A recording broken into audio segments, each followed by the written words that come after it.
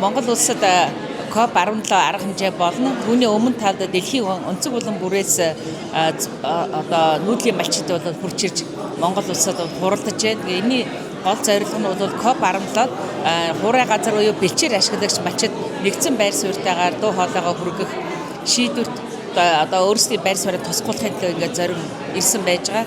За өнгөрсөн 3 өдрийн хувьд бол Монгол орны 6 бүсэд бол хуралдсан.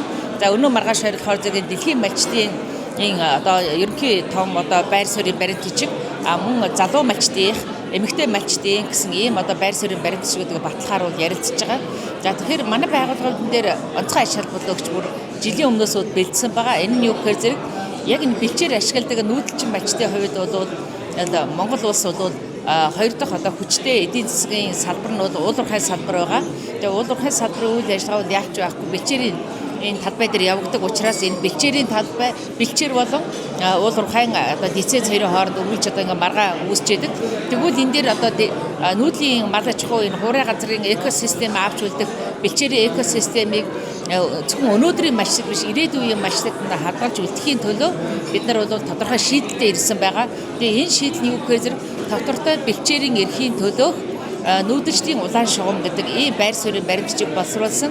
За тэгэхээр энэ бол бүтэн бас жил гарын хугацаанд ярилцаж байгаад энэ Говийн 4 аймгийн уулуурхай, зам тээвэр, Хэлийн боомтын нөлөөлийн бүсэд амьдарч байгаа малчидын үүсгэл санаачлагын хүрээд бол гарч ирсэн энэ баримтчиг бид нэрнийгээ ч гэсэндээ COP17 байр суурийн баримтчигт бол шийдвэр тусахын төлөө ажиллаж байгаа. За ийм ашиг төгсөн байдлаа хүлээлт өндөртэй за нэлийн бас өргөн оролцоотойгоор бол бид нар оролцож байна. Энэ чуулганд орохын өмнө талд олон улсын нөөцийн эрхийн хүрээлэн гэж байдаг. Энэ байгууллагатай хамтраад Латин Америк, Африк, за Азийн орны 3 орны 3 твийн 7 улсыг хамруулсан нэг арга зүгээр ийм судалгааны ажил хийсэн байгаа. Тэгээ ингээд эндээс судалгааны тайлангаа аваад үзэхээр зэрэг яг манайх шиг ийм хуурай цөл ийм бүс нутагт мал малдаг ийм улс орн бол нэлээдгүй байдаг юм байна. Ялангуяа манайд ойрхон бол бидний сайн мэддэг за Киргиз орж जैन тийм ээ. За тэгээ Казахстан байж байна. За Непал гээд орн байж байна. За Тайланд бас ордог байх нь байна. За тэгээд Африкийн орн гэх юм бол Боли, Перу гэсэн орнууд бас мал аж ахуйтай юм байна. Тэг гэх мэтлэнгийн ийм 7 оронд хийсэн нэг арга зүгээр хийсэн ийм судалгаа бид нар хийж үзсэн. За тэрнээс гадна дэлхийн угуул малчдын холбоо гэж байдаг. Энэ холбооныхонтой бид нар бас цахимаар олон удаагийн уулзалт хийсэн байж байгаа.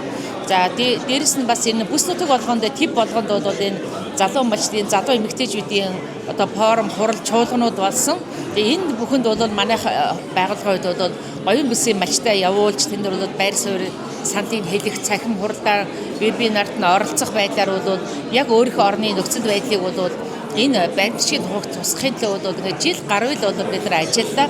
Одоо эцсийн бичиг баримтан дээр ялангуяа говь цөл нутгийн буюу яг говь цөл нутагтаа төрсэн говь цөл нутагтаа амьдарч байгаа ирээдүйн ч гэсэн говь цөл нутгаас хамааралтай ийм орны малчдын хувьд бол бид нар энэ дээр зайлшгүй бол бэлчээр ирэх ашиг хамгаалах дараа бол бид нар энэ хуралдаач тэр COP17 тэр тодорхой байр суурьтай шийдэлтэй бид нар бол орж байгаа. Энэ бол бид нар зөвхөн нөгөө уулуурхай за тэгээд түүний дэд бүтц замын нөлөөллийн бүсд амьдардаг иргэдийн хувьд бол гаргасан яг өөрсдийнхөө амьдралд тулгарч байгаа сорилт болж байгаа энэ асуудлаар дээр л тулгарч гарч ирсэн.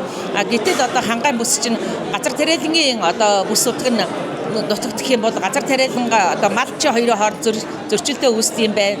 За яг энэ бусад орнуудын хувьд бол улсын тусгай хамгаалалтай газар за тэгээд нар салхины эрчим хүчний маш их талбайг бол чөлөөсөөс болоод бас эрх ашиг зөрчигддөг юм байна. Гэх мэтлэнгийг нэлийн өргөн хүрээнд харж ээж энийг хийх ёстой юм байна. Нөгөө талаас гэх юм бол улс орон бүрийн засаглал улс төрийн тогтолцоо өөр байгаа. Тэгэхээр зэрэг бас өөр улс орнуудад яг нэгэн ижилхэн бид нар бол энийг туулгаж ингэж явахд боломжгүй байна. Монголын орны хувьд бол яалтч байхгүй тогтвортой бэлчээрийн эрхийн төлөөх манай улаан шугам бол яг үндсийн засгийн газартаа улсын хурлаа бол саналаа хүргэхэд бол үнэхээр чухал нийцэж байгаа гэж бид нар үзэж байгаа.